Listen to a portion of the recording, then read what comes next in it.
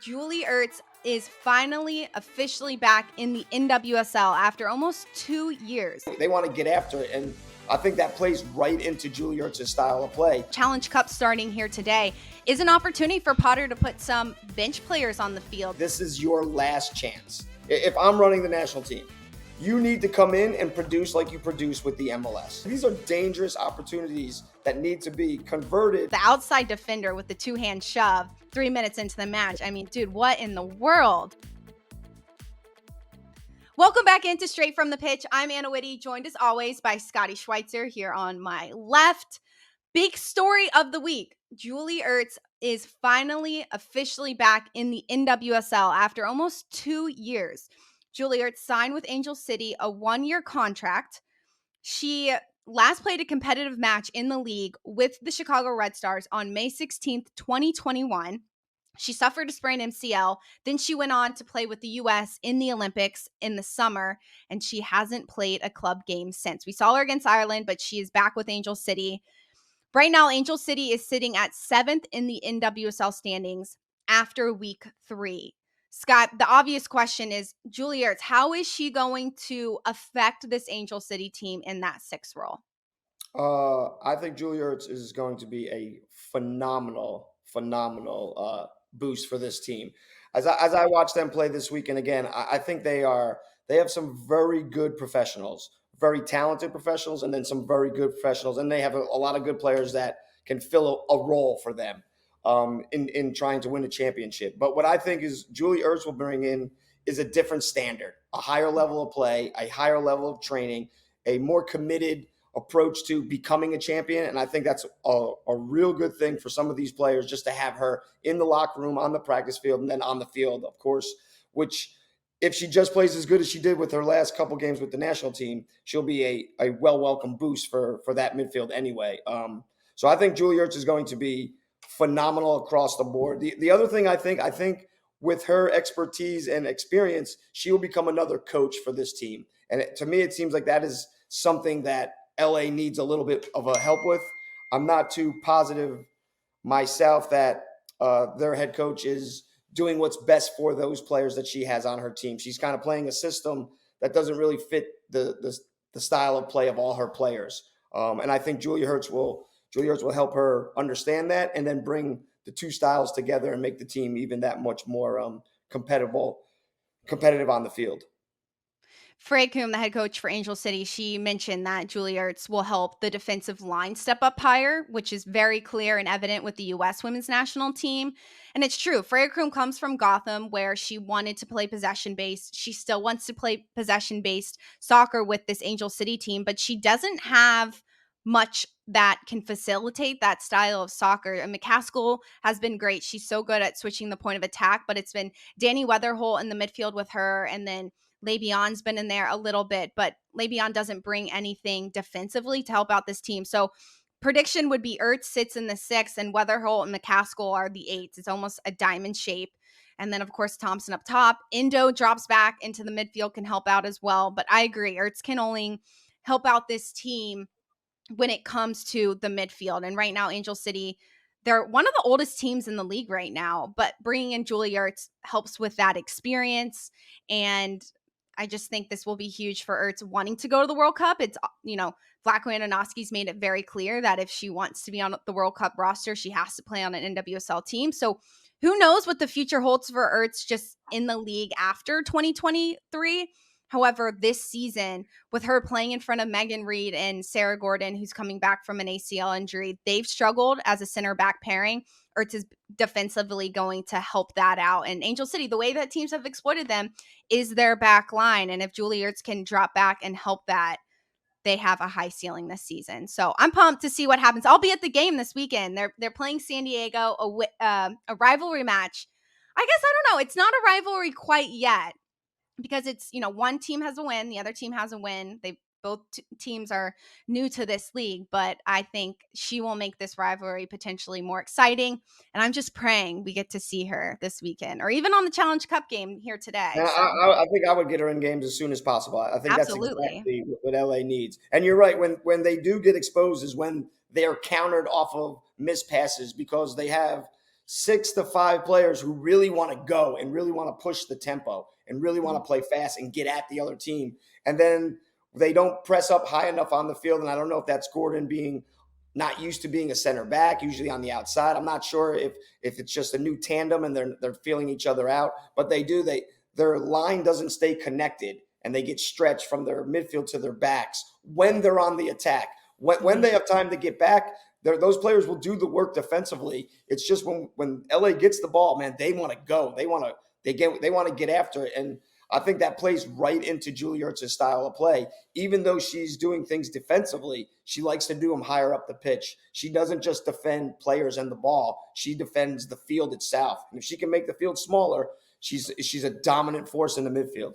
If you're a center back pairing as well and you have a six who you know is going to do the work offensively, defensively, you do have more confidence and you feel like you can step higher up the pitch and close down that gap, because if the ball goes in behind, the six is going to drop back with you if it's Ertz and help you out defensively. And normally in the past with Angel City, there's been a lack of communication there. There hasn't been much experience. And now with Julie, it just brings in a whole nother piece. So very excited to see. I agree. I mean, Ertz clearly wants to be on the pitch with what we saw from Ireland. She wants to play. She loves to play clearly, and she wants to be back in the mix. And I don't know why Kuhn would keep her off. So pumped to see how she does. I'll be there with Otta Football this weekend. It should be a very fun and exciting match. Heading into NWSL match day 3, we had some interesting results. Portland ties Houston 1-1 Friday evening. Orlando loses to Gotham 0-2, which is kind of an obvious result based off of what Orlando's given us this season. Washington goes to North Carolina, beats them 2-1 in a really thrilling extra time. And then the Reign beats San Diego in extra time 1-2. Angel City ties Louisville 2-2, a tale of two halves. Louisville gets 2 goals in the first half. Angel City comes back to tie it in the second. And then we had Chicago with the big upset in a sense. Chicago beats Kansas City 4-2. A lot of people predicted that Kansas City with Dabinia and with Gatra and with DiBernardo and some of these international players that this Kansas City team brought in the offseason, they would probably potentially win the NWSL championship. And they haven't been off to a great start. So losing 4-2, Dabinia DiBernardo did play for Kansas City. Dabinia did get one of the goals. But for Chicago, they didn't have Mallory Swanson, and Penelope Hawking had a brace as a rookie. So Kansas City is at the bottom with 3 straight losses. So Scotty, I mean, should Kansas City panic at this point of the season when you have 3 straight losses in the roster that you've put together? I think it's still a little early to panic, but you are definitely worried.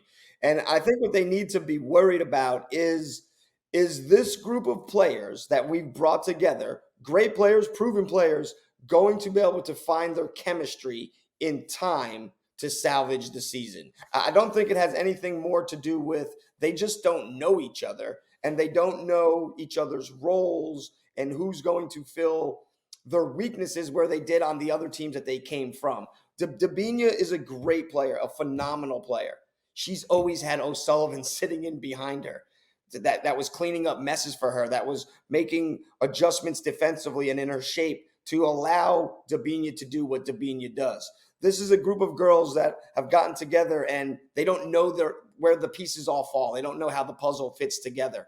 And I think that I wouldn't panic because you have so much talent. But what I would be worried about is how are we going to get this chemistry quicker, sooner rather than later, and still be able to salvage our season, because the season's going to start going and it's going to start flying by.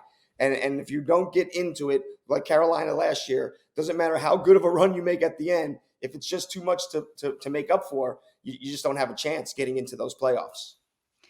I agree. I mean, there's no reason to panic. Just have had 3 games so far in the season. They have plenty more to go. Also, Challenge Cup starting here today is an opportunity for Potter to put some bench players on the field, see who maybe he didn't expect to have a good season from the jump, and give them an opportunity to maybe play and prove themselves coming off the bench. You never know. It's a long season, and why not? And I think the Challenge Cup, not just starting off the jump at the beginning of the season, allowing it to be a part of the whole season where coaches can view players who kind of do ride the bench for them, could help. And that could be in Kansas City's arsenal. But also, I think about what happened last year with Angel City. They weren't the best team in the league. Off the field, they were the best team in the league because of how much they put into this club, the people who invested, what they did at the stadium. I've been to a handful of Angel City games, and it's such a amazing professional sporting experience. Kansas City, they're building the first women's professional stadium. They've invested a lot in personnel off the field. So the question could be, and I think it's just kind of like a question that maybe isn't can't answer, but is Kansas City investing a little too much on off the field and maybe not focusing enough on what's happening on the field? Yes, Kansas City has a ton of good players, but off of your point, they aren't meshing yet. And is the focus too much on what's happening around the team? I don't necessarily think so. I think when I look into sports franchises, there's got to be a reason I want to go there. So if Kansas City does all this stuff, LA did all this stuff. Well, I understand that Julie Ertz's husband is at Arizona. I don't know if he'll end up staying there, but he's there I think now. so. LA Yeah. is pretty close to Arizona, so that plays into it. But you gotta want players to come. It's got to be a destination for you. So yeah, maybe they're putting a lot into Kansas City that is into their stadium and off the stuff, but players are going to end up wanting to be there. So if there's a little hiccup in the beginning, so be it. As long as in the long run, this is a place where people want to come, people want to play, the fans want to be there.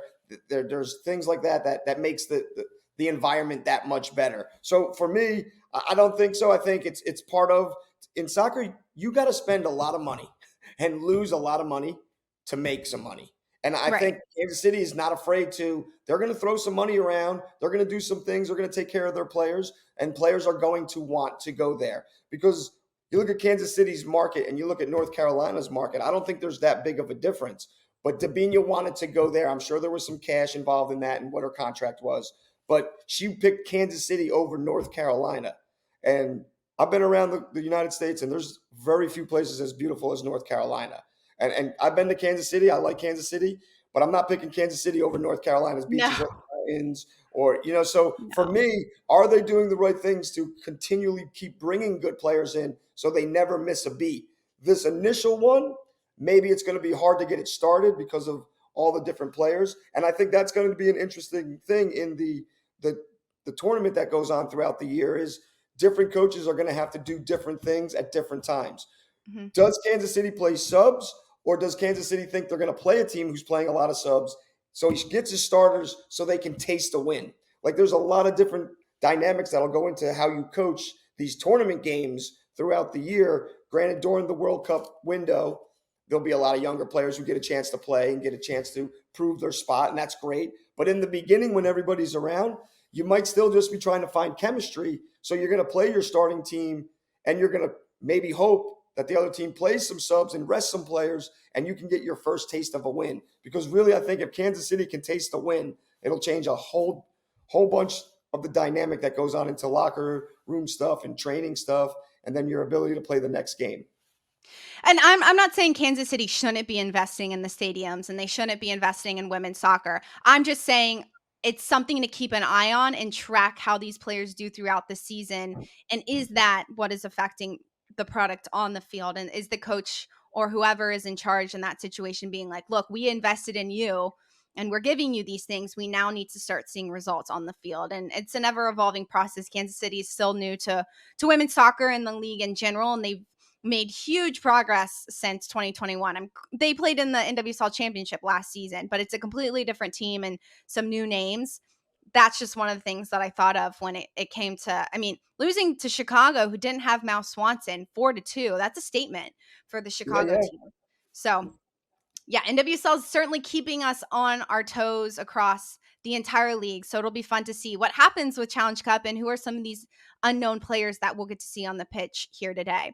MLS, we saw some fun results, but the biggest one that Scotty and I have kept our eyes on, obviously, is St. Louis for obvious reasons. They're top of the Western Conference. They played Cincinnati Saturday night. It was delayed several hours due to tornado threats and everything that happens in the Midwest during the spring. They go in and they beat Cincinnati 5-1. They lost their last several games. So the question was, is Cincinnati going to be, rather, St. Louis going to be this Shield winner team? Can they sustain this 5-0 record? What did you see from the St. Louis side? And maybe the question more so, and from my vantage point, is what didn't you see from the Cincinnati side that made them lose 5-1? Okay, before I get started, I don't normally change teams ever. I'm a Knicks fan. I'm a Chicago Bears fan. I'm a Toronto Blue Jays fan. I'm a New York Ranger fan. And I've stayed with my teams my entire life. And in the MLS, I cheered for Miami because I like the pink. Mhm. But St. Louis has a really sharp, hot pink uniform, so I'm thinking I might switch over to St. Louis. They have a completely different standard than I think almost everybody in the league. Maybe LAFC. I put them up there with LAFC, and I understand with Seattle, just based Mhm. on Seattle's past. Right.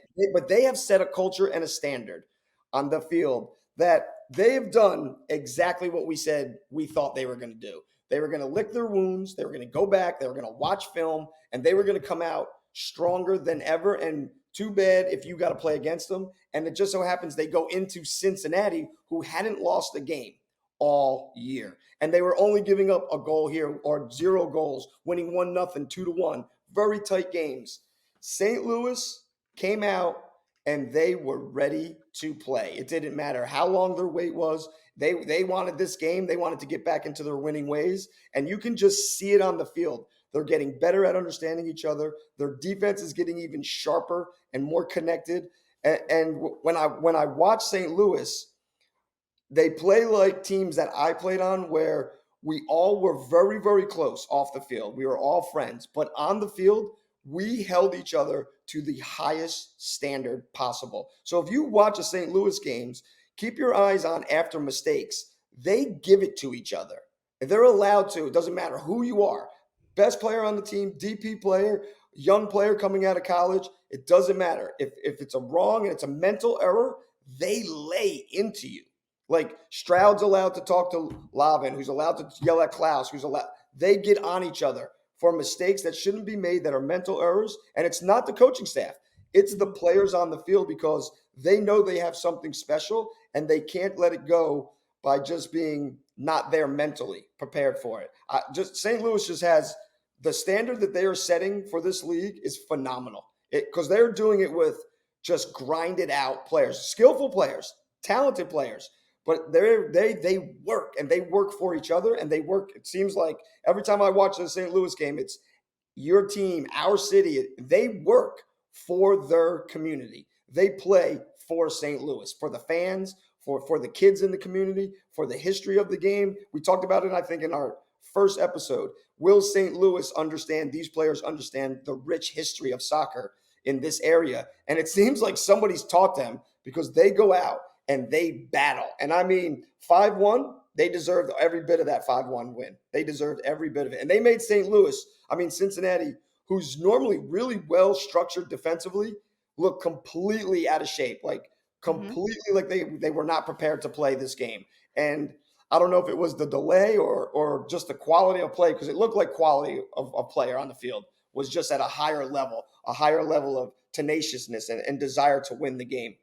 St. Louis to me is man, they look good. They look real good and fun to watch. And I liked the gray blue shorts, gray socks. I like their kit this week too. I liked it a lot. Cincinnati, defensively, you kinda mentioned it, they looked so out of sort. At some points, Vasquez was, like, in the 18 helping defend, and they just weren't communicating well, and it definitely the biggest stat, honestly, and for Cincinnati, they've only the goalkeeper had 5 clean sheets heading into this match. They had only conceded 4 goals. In this match alone, they conceded 5 goals. It goes to show that defensively, they were not set for anything that St. Louis had coming for them. And the goalkeeper, Roman Celentano, he's going to be with the U.S. men's national team. He was called up to play Mexico this weekend, and it wasn't all his fault by any means. However, the shape defensively from Cincinnati was terrible. And I agree. I mean, St. Louis looks like a complete team. And it's only match day 8. It was match day 8. We're heading into match day 9. So certainly a team you want to continue to follow and see how they grow from here. You mentioned kits, and I just have to touch on this. El Trafico, the goalkeeper kit for the Galaxy with the pink top, the purple shorts, and the pink socks. I loved that. I don't know why. I love pink and purple together. And on the soccer field, when it's against the blue and the yellow and the white from the Galaxy, class. I thought it was a good look. In the St. Louis game, Jared Stroud for St. Louis scored in the 3rd minute off of a free kick. Now, I know that it's still early in the NWSL, it's still early in MLS, but taking advantage of these free kick opportunities, especially outside the 18, Scotty, how and what I've seen from NWSL is they might have an opportunity. It's close, someone gets ahead on it, but it's not a goal and it's certainly not a threat. So, how at this point in the season can some of these teams start capitalizing off of these set pieces and what's offered to them where it's kind of a high percentage opportunity to score? Yeah, I think you make a great point. But both leagues, they give up chances and they give up a lot of free kick chances. And the MLS much more. It's just the nature of the beast of the style of play. It's just a physical and tenacious defensive style of play in the MLS that you're going to give up a lot of free kicks. The NWSL, not as many, but they still get free kicks, and they seem to get free kicks in very dangerous areas. Yes, So yes. for the NWSL, I think they have a little bit of a excuse, a little bit of leeway, just because it's only the 3rd weekend of games and stuff. So they're still kind of getting used to each other, still working the kinks out in practices. You get into a lot of free kick stuff after preseason because now you got time to rest. You don't need to do as much physical stuff in trainings. The MLS, though, no excuses, no excuses at all. They have to be better. The MLS seems to be good on free kicks when it's a direct shot, but not in crosses. And I feel that part of that is such an athletic league that sometimes the defenses are a little bit more athletic than the offenses are in their technical ability to score goals and how precise they can be with headers and stuff. But when you see a team that is good, that goes directly to coaching and style of coaching. And a lot of teams now have a free kick specialist coach that's there just for free kicks offensively and defensively. But it really usually starts at the head coach and just how he keeps his team disciplined and how hard they work, because free kicks are an intense moment in a split second and you cannot make any mistakes offensively or defensively. Mhm. So, now teams do go into a little bit of a zone, some man mark. It's all different based on what they have to work with. But I agree with you. I think the free kicks should be much more dangerous. I don't get too worried about a free kick when I'm watching NWSL and MLS. But if Liverpool gives up a free kick, I am worried that this is going in the back of the net. And that's just not because I'm a Liverpool. That's Man U gets a free kick, dangerous. Man City gets a free kick. These are dangerous opportunities that need to be converted. And I don't think we're seeing a success rate as good as it should be for the amount that we get. So as coaches, there's got to be certain days that should just be free kick days. It gives your team a chance to recover, bodies to get better, people to heal. You're still out there. You're still touching the ball. Your mind's still involved in the game. And then you got to have the desire and want to be good at free kicks. Listen, Julie Ertz is not the tallest player on the field, but she gets her head on every free kick because she has more desire and want to put the ball in the back of the net than the girls she plays against. Yeah. You could say the same thing for Ashley Hatch for the Washington Spirit. She's Correct. fearless inside the box. And you mentioned it. In preseason, there should be a level of who are the people who we're going to have take these free kicks and who are the people we're aiming to try and get to on these free kicks, whether it's a corner kick or if it's something outside in and around the 18.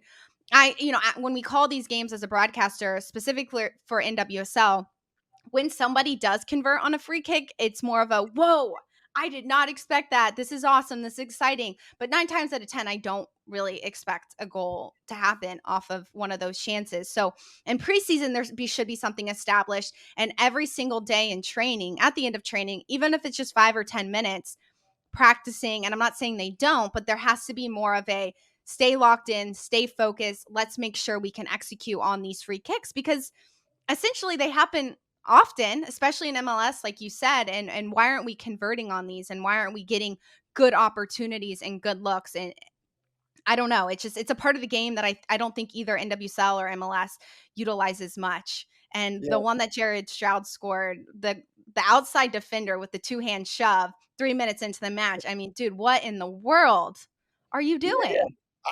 Right. 3 minutes in, I don't know. Again, was it the storm and you didn't want to be there and you waited 30 minutes and you kind of warmed up and then you didn't? I don't like being in the locker room when things don't go to schedule either as a player, but you Right. still got to learn how to do it. And you got to learn how to cope with it and how to play. And I'm sure he's been in more than just that game, but to do that foul and then then the marking on the back post. I don't care if Stroud's on the touchline. You still got to be aware of where he is. He came about 15 yards without anyone even realizing he was there, and then he hit the shot. The one thing I will say, watching NWSL games, is I would put my money on Louisville becoming good at free kicks. And the Yes. reason I say it is not only is Pickett taking them and she's good at them, but she takes all of them.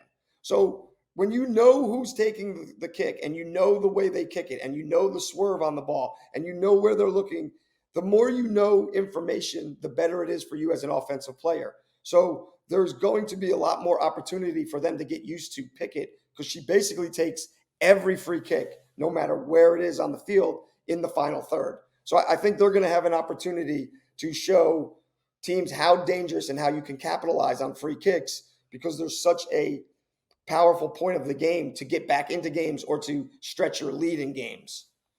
Abby Erceg can get on the end of a lot of Pickett's kicks inside the box. I agree. And then you got me thinking for Portland, Sam Coffey takes the majority of free kicks and corner kicks. And the last goal, rather, I don't remember who they're playing against, but Crystal Dunn getting on the end of one of them. You could tell that connection's there. So maybe not every single team, and Portland might be an outlier, but we just don't see them often. We might see a free kick goal once a weekend from NWSL. So something to certainly keep your eyes on and see how, as the season goes on, how are these teams bettering this, and especially Chicago. Last year they were really bad, and their head coach Chris Petroselli certainly talked about it, especially defensively they were pretty bad. So I'm excited to see how can they adjust that this season, especially without Mouse Swanson.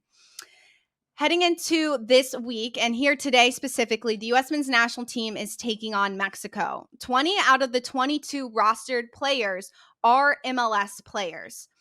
Who on this roster, Scotty, do you want to see? Maybe who did you not want to see on this roster against Mexico here today? Well, when I look at the roster, you get some of the Walker Zimmermans, the Kellen Acostas, and I think those players. I'm hoping that they were brought in for what they know about Hudson. They're there for their leadership, for their understanding of how he likes things done, how he likes trainings to be conducted, how he likes meals, how he likes meetings. I'm hoping because if he's bringing them in to see them play, he could watch the World Cup. Zimmerman showed us exactly who he is. He can watch MLS games and see because we're not going to be playing a full strength Mexico either. So we're really not going to be able to tell that much about our competition based on what we're playing either. So for me, I hope some of those players that he's bringing in are more for those reasons and not for them so much to get on the field and see what they can do. But again, I mentioned him earlier in a broadcast that we had. I like to see this Cade Cow. I think there's something about his game. It fits. It does good in the MLS. I'm hoping it translates to European, and I hope it translates so much that he doesn't play in the MLS for long and he goes overseas. And then Vasquez. Just something about the way this kid plays the game. He reminds me. He's the MLS version of Hatch. That there's just something different about the way they play. They'll do all the dirty work. They'll hold the ball up. They'll play the balls off. They'll get tap-in goals. They'll get great goals. They don't care what they have to do. They just want to win, and they'll do whatever's necessary for the team to win. And again, we need a 9. DK just went down with Achilles injury over in England, which I don't really think he was ever going to be our 9. I don't think his style fits our style. But I think Vasquez can do some things with our full allotment of players when they're in, and he can really help us. The other thing I'm not a big Hudson fan, just the way he's conducted himself in interviews, pretty much. Like, do you want the job or you don't? We talked about it, but I do appreciate that he brought in the kid, and I think I'm saying it right, Josh Winder, that plays for Louisville City. I Mm-hmm. think this is a huge thing. Now, granted, I played in the second division. I played there for years. It wasn't that I wasn't good enough to play in the MLS. I had 5 offers to go MLS, 3 of which were max salary offers. Yeah, I just didn't think it was the right move for me as a player. And I know that there's other players in the United States that do that also. And they're good players. I thought the USL, whatever we were in when it was USL 1, I think now it's called the championship. But there are some great players. I won in 1999 the Open Cup with the Rochester Rhinos, the only lower seed team to ever do it since MLS has been. But we beat 4 MLS teams. We beat Dallas, we beat Chicago, we beat Columbus, and we beat Colorado. The 4 top teams in the league that year. Like, Mhm. we could play against anybody and we can play with anybody and we could beat anybody. So for him now to bring in a player that's not an MLS player, that's not the first division league in the US, but he's bringing in a player. I would love to see this kid get on the field and play, because I hope he does good for himself, but he'll also be giving some clarity to some other players that it doesn't matter if you're not in the MLS. Keep following your journey, follow the way you play the game, do what's best for your game, grow with the game, and everything will take care of itself. So that's one of the kids I would love to see play in these games against Mexico, along with that Cade Cow and Brandon Vasquez. Lou City has a really good track record in USL Championship. They've been good for many years. I know right now they're kind of they're going through some turnover because a lot of their talent has kind of aged out or retired.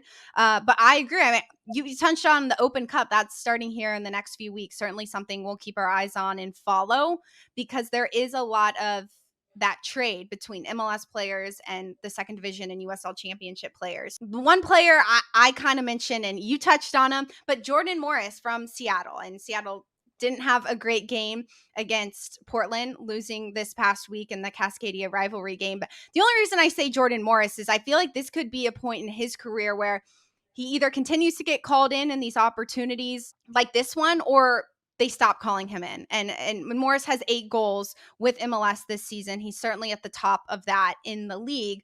However, at some point, it's like, when are you going to start giving those opportunities to players that you want to consistently see and actually be on the national team? Or are you going to continue to give those opportunities to players who are going to constantly be that bubble player, but you're never going to commit? So I just love these opportunities when Hudson or even Vlatko Andonovski with the women's side, where they're not going to have their superstars come into the camp, give the opportunities to players they've never seen before, similar to the Lou City kid you were talking about. So think this is a good opportunity for Jordan Morris to cement why he should be with this national team, or it could be an opportunity for him to kind of blow it. I don't know, but I like seeing new talent come in. And Jordan Morris has always been a bubble player. He's had a pretty decent year so far with Seattle, so it should be interesting to see what he does for Hudson tonight. I totally agree with you. I think Jordan Morris has proven he's a great MLS player. Right. I don't know if he's a great player, but he's a great MLS player. And it takes certain leagues need certain types of players, and they just really perform well in those leagues. Go to a different league, doesn't perform. But I agree. Jordan Morris, I think this is your last chance. If I'm running the national team, you need to come in and produce like you produce with the MLS. You need to. And if you don't after this one, then we're going to go on based on your track record that you just can't convert this player to this player. And that's just the way it is with certain players. I mean, Carlos Vela, probably the best player in the MLS. He is a player that it didn't work at Arsenal. It didn't work here. The national team had problems with him at Mexico. He's still a young, great player. He doesn't get called in for Mexico. They have said, listen, it just doesn't translate at this international level for whatever reason. Jordan Morris, I think this is your last chance as a player to continue to get called in. Because when you build a national team, you're only seeing players 3 weeks here, 2 weeks here, and you don't have them year round. So, like, as a coach, you're really putting this puzzle together and fine tuning it real fast in a short time frame. So what you have to do is you have to bring in younger players, because you always are planning for the future. Players are going to age out. Players are going to leave. We look at Belgium. I think Belgium held on to a coaching staff and a bunch of older players for too long, and it got them nothing for it, because they were young. They didn't get what they needed to. Then they continued, well, we're going to stick with them, the golden age, the golden age, the golden age. And they have no trophies really to show for it. And the U.S. does not need to fall into this boat. And I think we fell into it very little and got out of it quick enough because we have talented enough players, but we did it a little on the women's side, and it cost us. We should have been bringing in younger players earlier. Like, when I play for a team, I'm trying to set a legacy, not my personal legacy, the legacy for that team. So when you leave it, you don't want them to fail all of a sudden because you left. You have to make it better and continue to grow even though you're not there anymore. And as veteran players, we need to do that with younger players. We have to do that. Clubs, the youth clubs need to do it. These 19s, U19s, U17s, U18s, U16s, they should be helping the U11s, the U12s, the U13. So if they have someone local to look up to see them out at the practice, hey, how was your training today? Hey, I'm going out to train. Did you train hard? I'm going to train hard. I'm going to train for you. That's a great way to build the correct atmosphere, the correct culture. And I think we saw that with Parsons. He did it in Portland, and you see he's gone, and it looks like the exact same team. They look like the exact same team, like he's been coaching them still. You look at Washington, he's taken a team in Washington and he said, here's how I like to play, but I don't have the horses, the personnel to do it. What we do have is we can play like this. And he came into Carolina and he sat back and he countered. He doesn't need the ball. He works with the strengths of the players, and they get a result and they get a win. And I think that's what we have to look at when we look at the national team is, are we continually playing at our best, but also building to play at our best for the future? Jordan Morris, you bring him in and you tell him, this is it. This is your last chance. If you don't Right. produce, I don't know what to tell you. With Paul Arriola getting left off of the World Cup roster, that should have been, we're done. Like, we're moving on. We're moving on to younger talent. Like, and we see it with the women's national team too. In some ways, it's my bone to pick with our national teams, and I won't beat a dead horse here. But it does have to be, we need to find new players coming in. We need to give opportunities to people we've never seen before. And these one-off games where there's no reason to not. Like, we got to see different talent and who looks good in your system and who doesn't. It's the same thing with Kansas City in the Challenge Cup starting here today. They're not playing well. Who are they going to play in this Challenge Cup game? Who's going to help them in the system that Coach Potter wants them to play in? You never know unless you give people opportunities. And right now, the men's national team in some ways isn't doing that because we're continuing to see the same people come in. And you mentioned, the U12s helping the U11s, or the U16s helping the U13s. That's a mentorship. Like, you need people in your life, no matter what you're trying to accomplish, to have been there before and be able to be like, hey, I don't know what to do in this situation, or how to ask this coach this question, or how to ask money to make this startup company that I really believe in. You need people in your life who have been there before to help you. And not just that I watch this person play for the national team every other month. It needs to be, hey, I have a conversation with this person every other week. Life conversations, soccer conversations. So I agree with the mentor side of it, but I also want to see new people come in. Just because you touched on the Washington North Carolina game, and I know we didn't see the beginning of that match, but me and my play-by-play Mike Watts predicted that game perfectly, because Trinity Nice. Rodman, she stepped high on the center backs and she wanted to win the ball high, and she scored in the 6th minute. And North Carolina's top of the league in possession, bottom of the league when it comes to being productive in the final third. Washington, bottom of the league in possession, top of the league when it comes to being productive in the final third. And that's what we saw in that match. So, yeah, I mean, it's pretty obvious that Parsons wants to play in that 4-4-2 diamond, and knows how to bring in the personnel he likes to work with. And he's been very clear about that. And that's one of the reasons I really enjoy talking with him, but also calling his games, because it's just fun to see it play out. And it played out perfectly for them this past weekend. I will say this was, my wife would be shocked because I very rarely say that I was wrong. I was wrong. But earlier I called for Trinity Rodman to be off the national team a couple weeks ago. I know. I was going If to call. she plays like that, Yeah. then she needs to be on the national team. When she played that game against North Carolina, it basically looked to me in her head, she was saying, if I don't play good, if I don't do my stuff, we're not going to win this game. And she liked that pressure. She liked it. Whereas sometimes when I see her with the national team, she almost a role player in her mind. I'll do this. Don't worry. She'll score, or Morgan will score, or Smith will do something, or she'll do it. She doesn't own her position. And for Washington, she owns it. She owns not her position. She owns that side of the field. Like, you can't do anything. At the end of the game, she had ran herself into the ground, and she continued to own that side. She just did it from a way deeper lying role. Like, Carolina had a lot of the possession at the end and got a little crazy just because of the score line and the way they were playing, and they were sitting back. But it really was all coming from Carolina's right side, not anything on their left side, because Rodman had shut that side down. She had shut it down completely. So for me, if she's going to play like that, then she needs to be on the national team. If she's going to go there and be a role and expecting somebody else to do it, like for me, is she plays like that with that mentality. She's not worried about coming off the bench because she's starting. She will start for the national team with that. That's how Swanson was playing. She owned it. She owned her position. She owned it. She was going to make it. I'm going to do it. I'm going to win the game, and I can win the game for us. Rodman needs to go in with the exact same mentality because that's how she plays for Washington. You're right. Rodman does look like two different players. To me, it looks like Rodman, like you said, like she owns the Spirit team. She knows her role.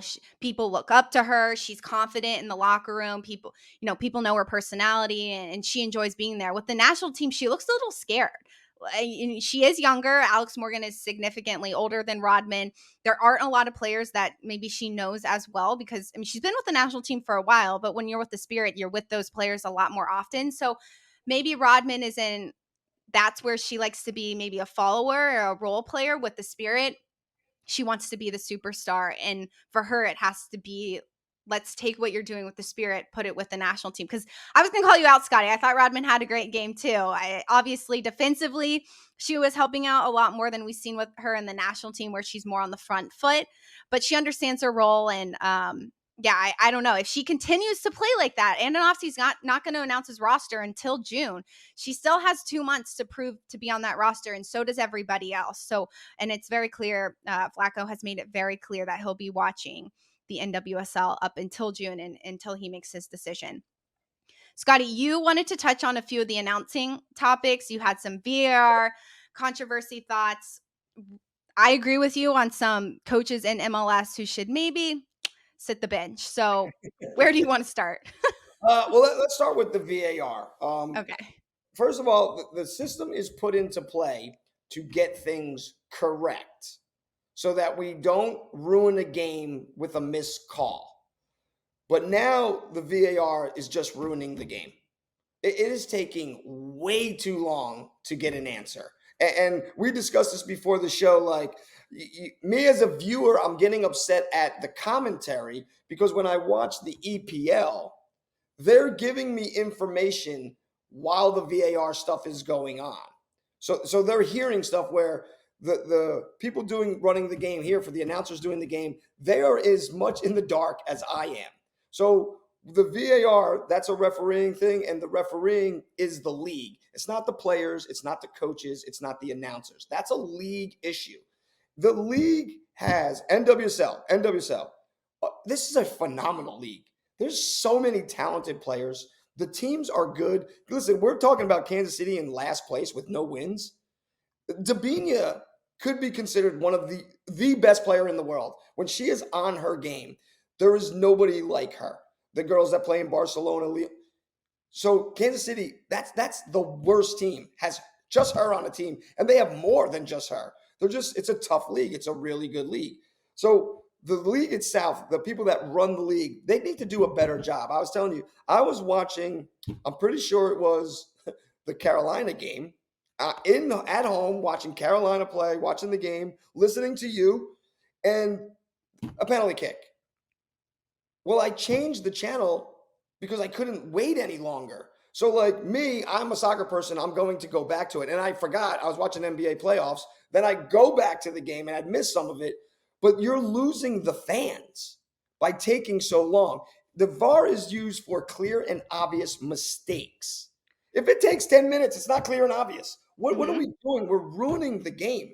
It's not fair to the players. It's not fair to the fans. And listen, we might not be England. We might not be Italy. We might not be Spain as far as the intelligence of our soccer fans.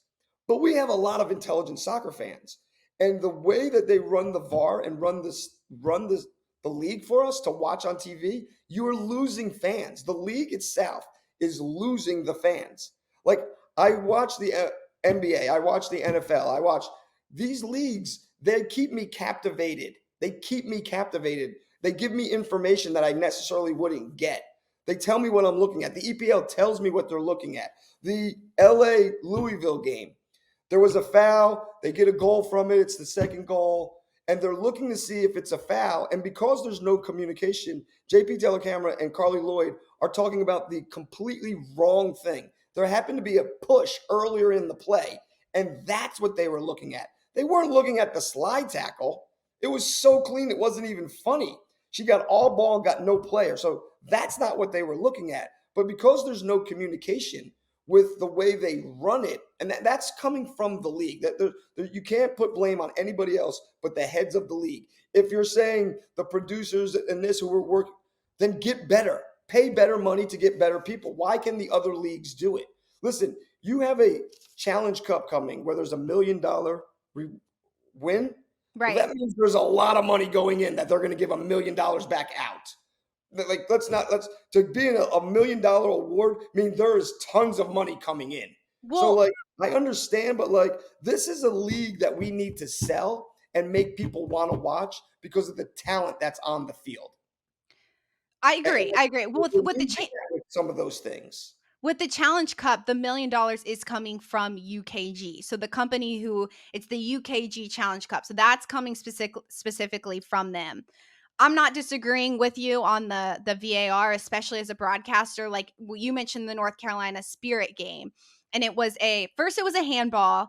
Then Sullivan clearly shoved somebody down right after the handball, and they give the yellow card to Sullivan, which I was a little confused because the handball came first, and then Sullivan shoved down inside the box. It was a PK either way, but we sat on VAR for a very long time to figure out.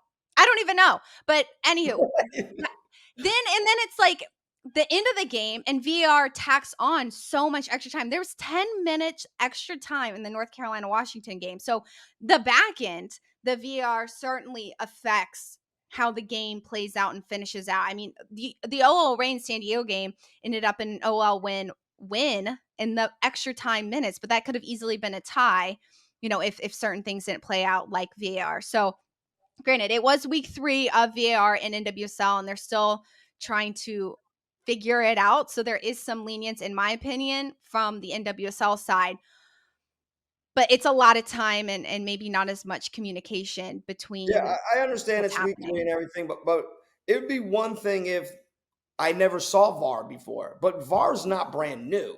So, like, to me, is okay, who's your referees run? Because that's where to me, even that, there seems to be a huge disconnect there between just the two referees.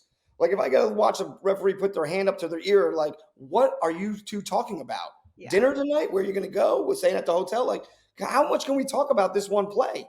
Like, it's pretty. Now, the handball a couple weeks ago. Now you got a judgment call.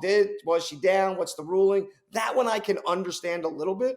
But the Washington Louisville game, I mean the Washington Carolina game is like, it's a penalty kick. Let's get on with it. Let's take the kick.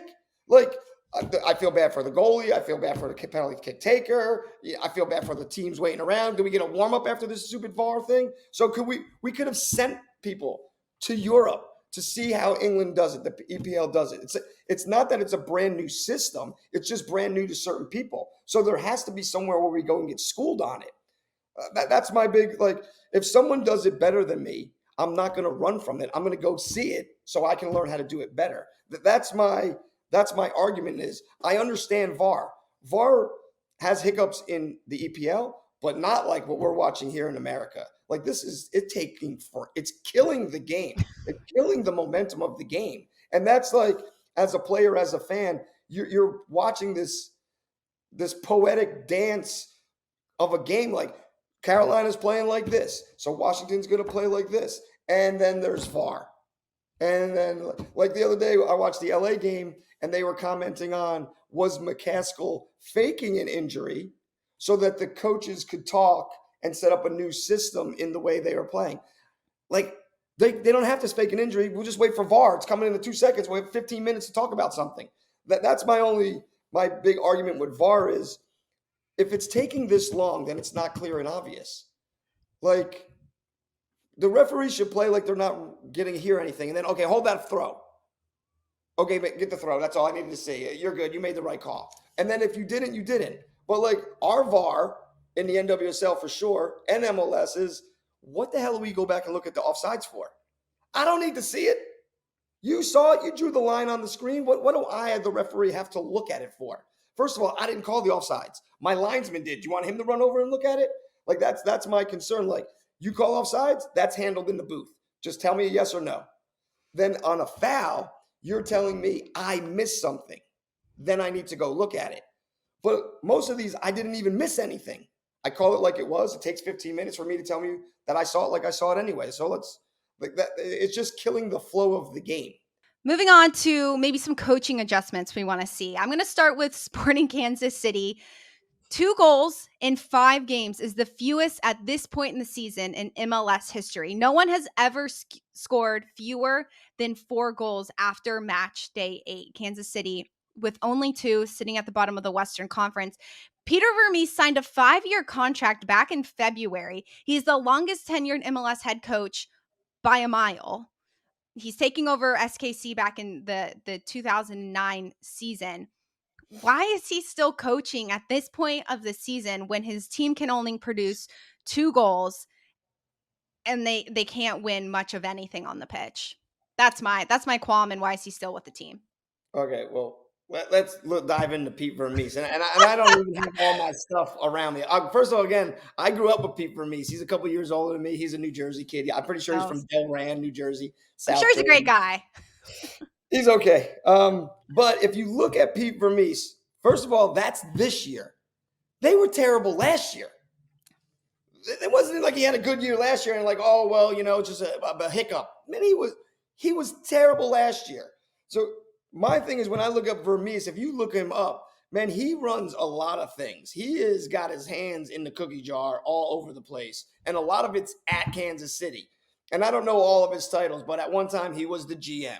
He was the coach. He was the technical director. He's the head of the MLS Pro team. He's like he did himself justice by getting connected to so many things that if you fire him as the coach, do you have to fire him from all the other jobs? And it means we have to hire 20 more people because he's connected himself to all different parts of the organization, and they're not small parts. So I think, like, yes, agreed. And I have a whole list. You got KC, you got LA Galaxy, Greg Vanney, who the fans said it before the season. They told you what was coming.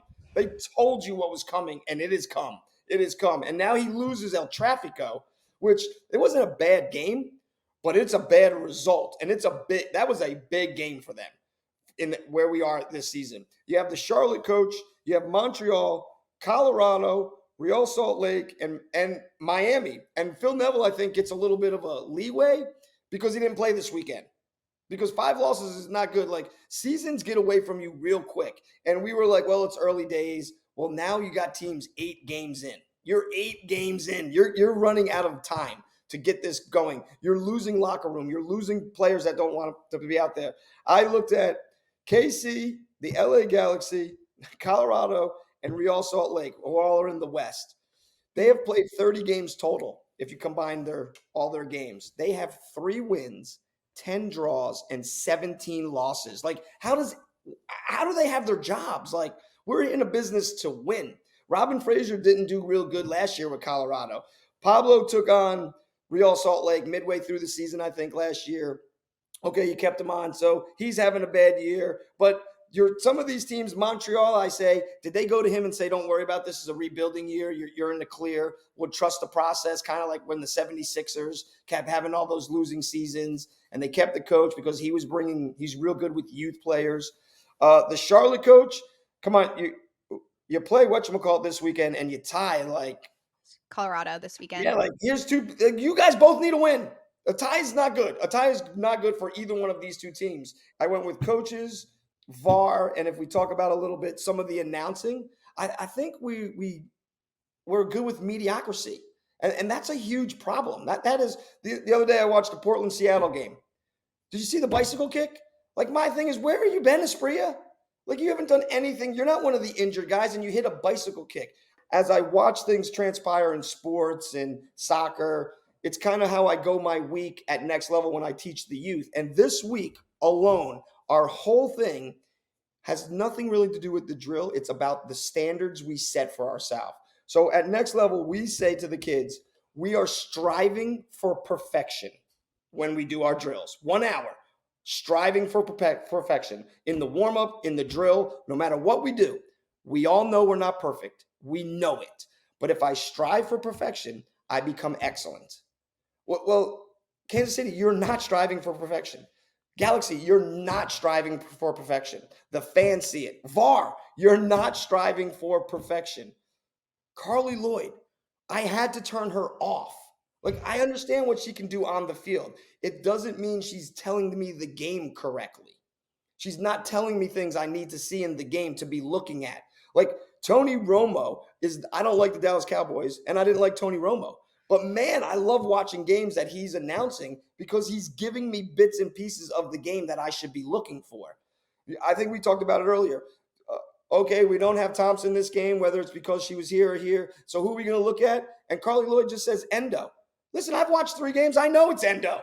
Why is it Endo? Why are we going to attack on this side? How are we going to get out? Does that draw in this defender? Are we going to have to play higher? I just feel like in the U.S., the national team calling in who we're calling in, understandable, not an international window.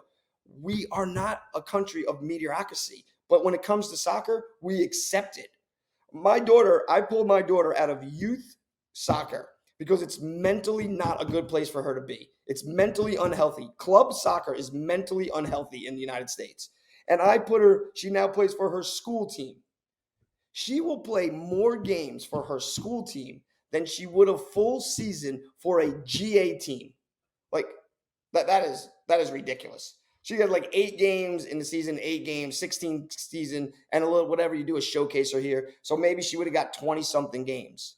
And you're Carly probably Lloyd, paying, like, a ton of money for the GA games and nothing for her to ridiculous. play high school. Yeah, over 4 grand. That's before I even start including, hotels and staying. Yeah. Carly Lloyd was talking about now that the Challenge Cup is coming. I don't know how these players do it. The Challenge Cup, the World Cup, this. And then she said, I don't know how because the men are playing right now. The men will get, if you're on a good team, City, Manchester United, Real Madrid, Barcelona, you're going to get like close to 80 games with all your tournaments, your Champions League, your season's 38 games. And she's like, I don't know how they do it. And I'm thinking, you train for it.